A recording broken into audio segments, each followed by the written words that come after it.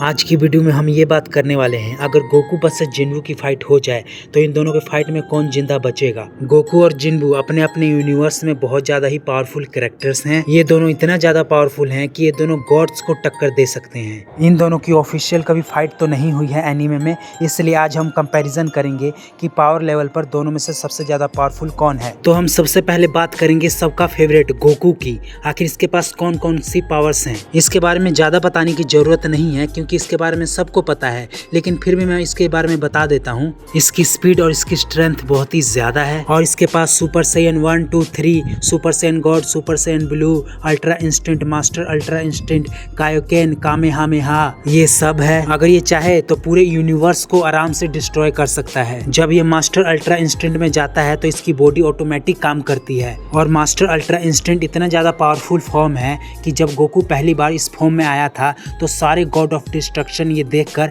हैरान हो गए थे। सारे गॉड ऑफ डिस्ट्रक्शन इस सोच में पड़ गए थे कि एक आम सैयन इतनी ऊंचाई तक कैसे पहुंच गया। जब गोकू वर्सेस जीरन की फाइट हुई थी तो आप लोगों ने देख ही लिया होगा कि गोकू जब पहली बार मास्टर अल्ट्रा इंस्टेंट में आया था तो वो जीरन के अटैक को किस तरह ब्लॉक कर रहा था और किस तरह डॉज कर रहा था। ऐसा लग रहा था कि मास्टर अल्ट्रा इंस्टेंट में आने के बाद गोकू के सामने जीरन एक बच्चा लग रहा है, वो कुछ नहीं कर पा रहा था। जब गोकू मास्टर अल्ट्रा इंस्टेंट में जाता है तो उसका ऑरा इंटेंस हो जाता है।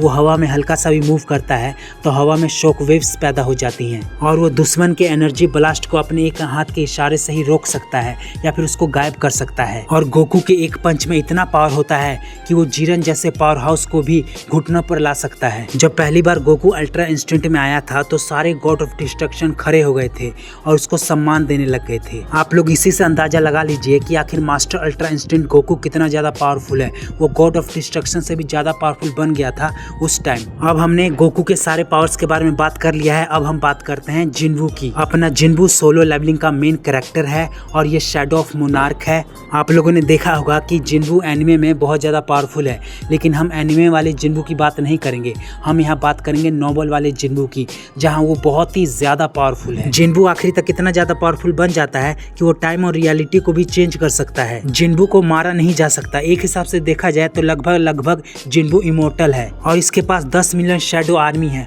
और सारी आर्मी इसकी इतनी ज्यादा पावरफुल है कि वो कुछ भी कर सकती है। अगर देखा जाए इसका कमजोर से कमजोर शैडो भी एक एस रैंक हंटर के जितना पावरफुल होता है, तो आप सोच लीजिए इसकी पूरी आर्मी कितनी ज्यादा पावरफुल होगी। और इसका सबसे पावरफुल शैडो बिलियन, वो कितना ज्यादा पावरफुल होगा। और ये जो बिलियन है ये अकेले ही 50 नेशनल लेवल हंटर्स को अकेले ही हरा सकता है। आप लोग मेरी ये वाली वीडियो देखिएगा, इसमें मैंने बताया है कि सारे शैडोज कितने ज्यादा पावरफुल हैं, उनको रैंक किया है मैंने। और जिन्बू के पास इनफाइनाइट स्टैमिना और स्पीड है, वो कभी थक नहीं सकता। और जिन्बू इतना ज्यादा फास्ट है कि वो लाइट के स्पीड को मैच करता है। शैडो ऑफ मोनार्क की फुल पावर मिलने के बाद जिन्बू अब एक इंसान नहीं रहा, वो प्लैनेट्स के बीच में ट्रैवल कर सकता है। अब वो बिना ऑक्सीजन के जिंदा भी रह सकता है। अब जिन्बू के साथ साथ उसकी शैडो आर्मी इतनी ज्यादा पावरफुल बन चुकी है कि किसी दुश्मन को हराने के लिए जिन्बू को कुछ करने की जरूरत नहीं है, उसके शैडो ही संभाल लेंगे। अगर अभी के टाइम के हिसाब से देखा जाए तो जिन्बू सभी मोनार्क्स और सभी रूलर्स से भी ज्यादा पावरफुल बन चुका है। और सभी मोनार्क्स और सभी रूलर्स भी एक साथ आ जाए ना तो शायद फिर भी जिन्बू को वो लोग नहीं हरा सकते। अब मैं आप लोगों को बताता हूँ, गोकू वर्सेस जिन्बू की कभी फाइट हो जाती है, ऐसा तो कभी होगा नहीं, अगर लेकिन इन दोनों की कभी फाइट हो जाती है तो जिन्बू जीतेगा। अब आप लोग ये सोच रहे होंगे कि जिन्बू गोकू को कैसे हरा सकता है, गोकू तो इतना ज्यादा पावरफुल है, उसके पास अल्ट्रा इंस्टेंट है। हाँ, ये बात बिल्कुल सच है, गोकू की स्पीड और उसकी पावर बहुत ही ज्यादा है। लेकिन ये बात भी बिल्कुल सच है, जब गोकू मास्टर अल्ट्रा इंस्टेंट में जाता है तो उसका स्टैमिना भी बहुत जल्दी खत्म होता है। और दूसरी तरफ हम जिन्बू की बात करें तो उसका स्टैमिना और उसकी पावर खत्म नहीं होगी, वो लड़ सकता है बराबर। इसलिए गोकू वर्सेस जिन्बू की फाइट होती है तो एक टाइम ऐसा आएगा कि गोकू थक जाएगा, उसका स्टैमिना खत्म हो जाएगा, लेकिन जिन्बू नहीं थकेगा। और जिन्बू के पास जो पावर है टाइम और रियलिटी को चेंज करने वाला, उसके आगे गोकू नहीं टिक सकता, इसलिए गोकू हार जाएगा और जिन्बू जीत जाएगा। गोकू के जो फैंस हैं वो नाराज हुए होंगे थोड़े बहुत, लेकिन सच्चाई यही है, गोकू जिन्बू को नहीं हरा सकता, इसलिए जिन्बू जीत जाएगा। काश मेरे पास भी शैडो ऑफ मोनार्क जैसी पावर्स होती। अब आप लोग मुझे ये बताओ नेक्स्ट वीडियो किस एनिमे पर होनी चाहिए। अगर आप लोगों को वीडियो अच्छी लगी हो तो वीडियो को लाइक करके चैनल को सब्सक्राइब कर दीजिएगा और कमेंट में मुझे जरूर बताइएगा कि आपका फेवरेट कौन है, गोकू या जिन्बू। लेकिन आप लोग कभी ये भी मत भूलना कि एनिमे वर्ल्ड में ऐसे ऐसे कैरेक्टर्स भी हैं जो जिन्बू को भी हरा सकते हैं। तो मिलते हैं अगली वीडियो में, सायोनारा।